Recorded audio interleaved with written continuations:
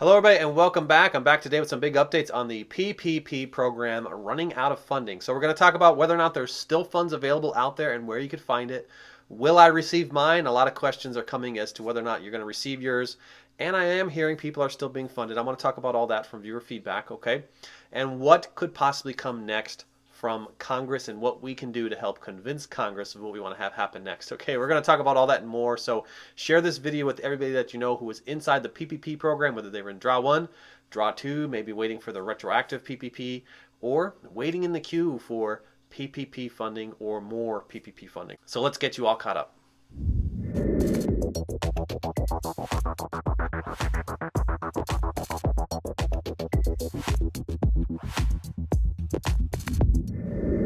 Welcome back, everybody. Thank you so much for joining me today. I'm Edward Bilder. I appreciate everybody coming back for another video today. And if you guys are one of the new subscribers out there, welcome back. I want to discuss the PPP program today and some updates that I'm hearing because, yes, the funds have exhausted for new applicants as early as Tuesday evening. It was like late Tuesday evening, a big headline hit that the PPP funds, they're no longer accepting new applicants. Okay, so I'm going to answer some big questions that are coming up on the channel here because many of you are waiting in the queue and you're wanting to know whether or not you're going to receive your funds.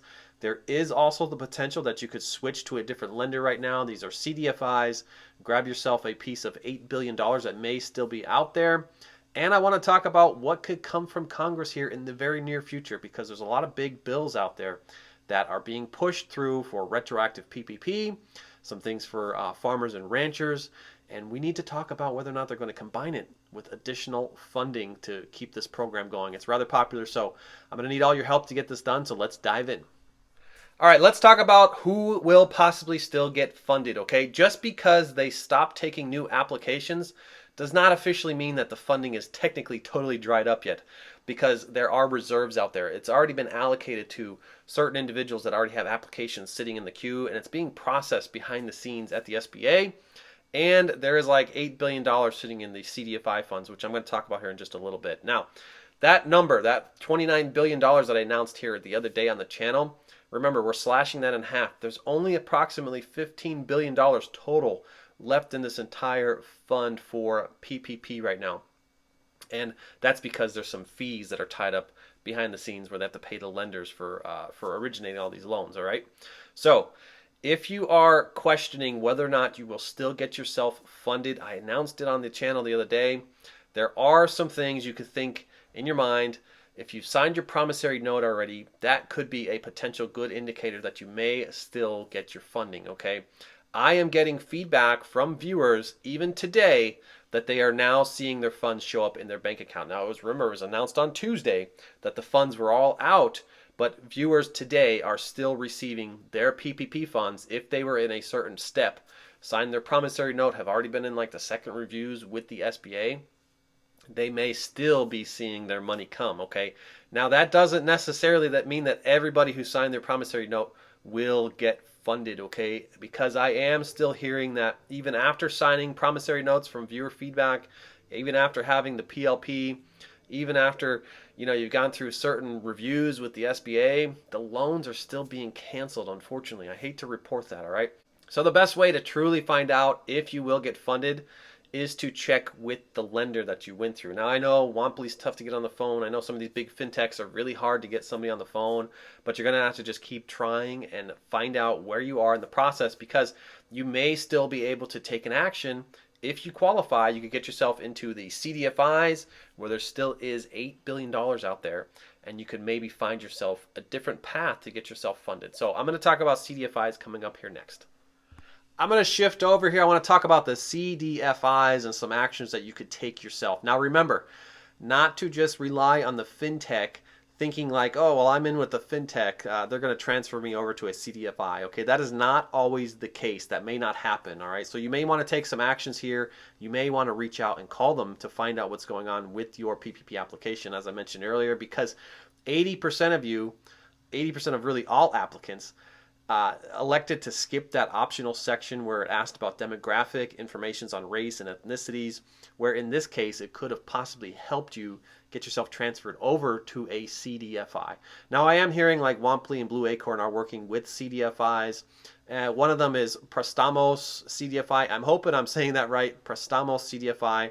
If I totally butchered that, just smack me in the comments. Let me know I said that wrong, okay? And remember, the $8 billion that's in the CDFIs, it is not exclusive to the fintechs, okay? Many fintechs can pick up on this right now, and they could start filtering their applications through CDFIs if they're working together, and it could really deplete that fund rather quickly.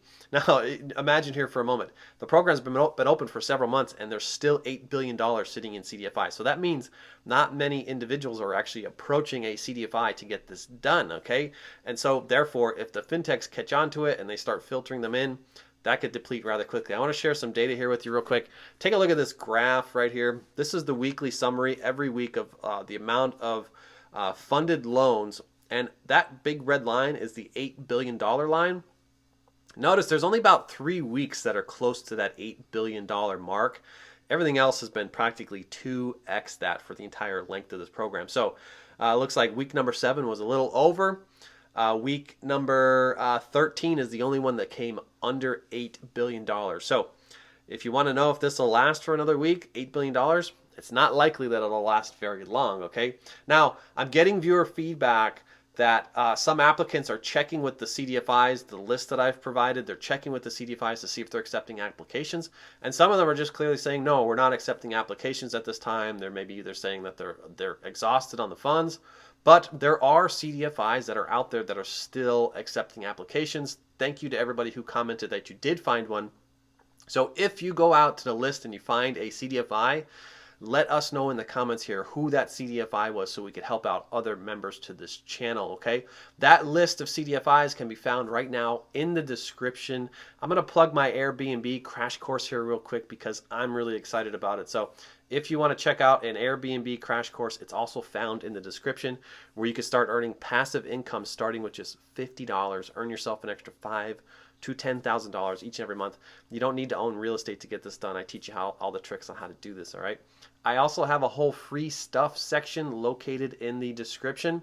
You could grab yourself free stocks, free crypto, and free sign-on bonuses. I use Webull every day because every month I get about $2,000 in free stocks from Webull, and the other day I won that. Microsoft stock, okay, is like 248 bucks. All I did was spun a wheel for the month of May, and I won that baby. So it was a pretty good month for me. Before I dive into the section on what Congress may do next, we're going to need all of your support, all of your voices to help demonstrate to Congress what we would like to see, okay? So if you are an applicant who has had your loan canceled, if you were in the queue for waiting for a PPP, or you have not yet reached the SBA and you feel like you will not reach the SBA due to the lack of funding, let me know in the comments. We need to compile a massive list of all your voices so that we could show Congress how many people are out there truly affected by this. And also, if you are a hashtag retro PPP, let me know in the comments by simply posting hashtag retro PPP, and let me know that you are an applicant who filed under net seeking to get your gross adjustment. Thank you guys so much.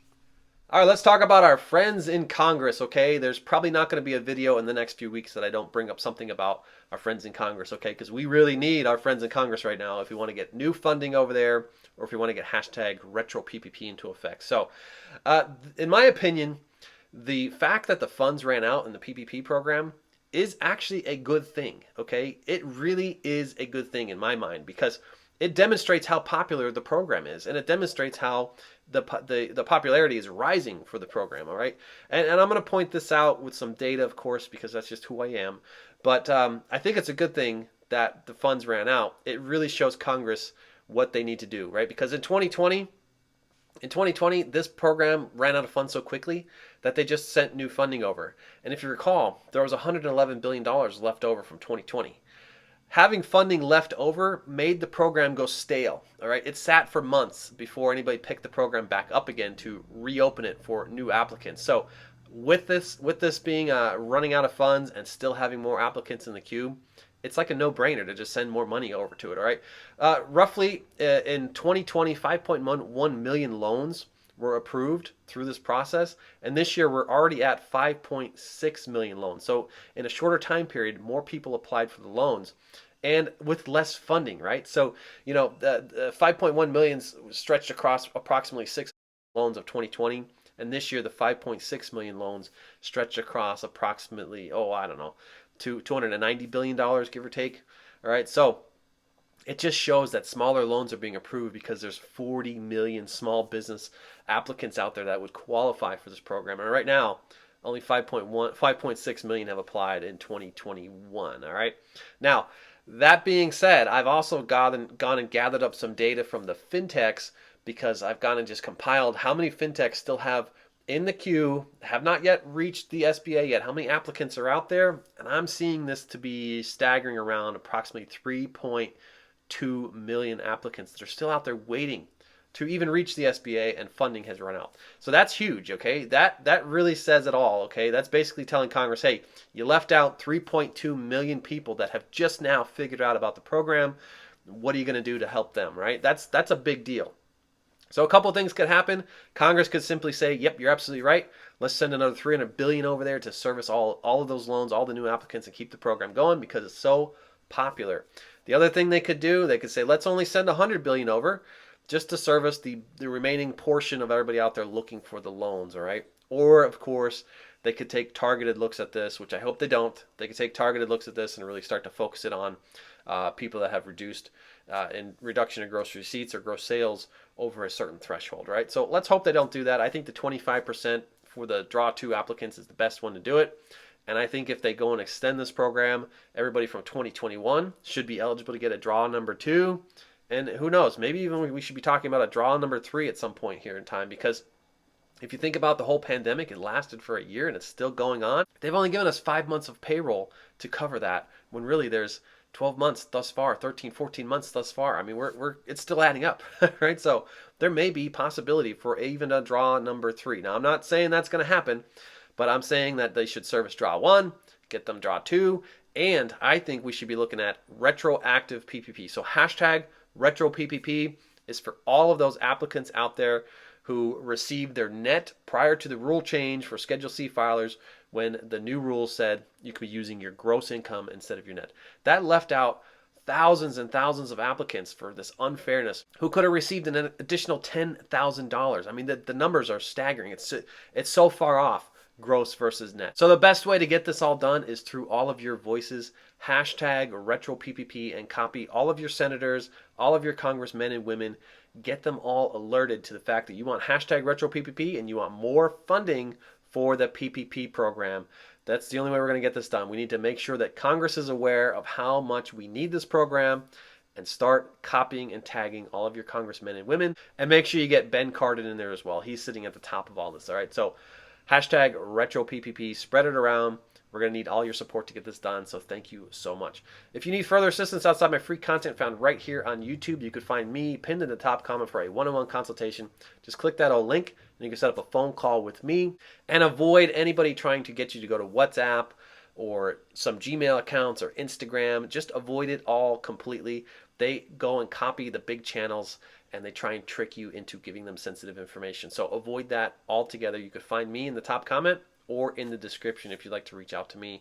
I do message back to many viewers, but I try and find the best way to tell you that it's me. You can check how many videos the person has. I have a few hundred, and I have several thousand subscribers. So get it done that way, all right? That's going to do it for today, folks. I wish you all the best, and I'll catch you on the next one. Bye for now.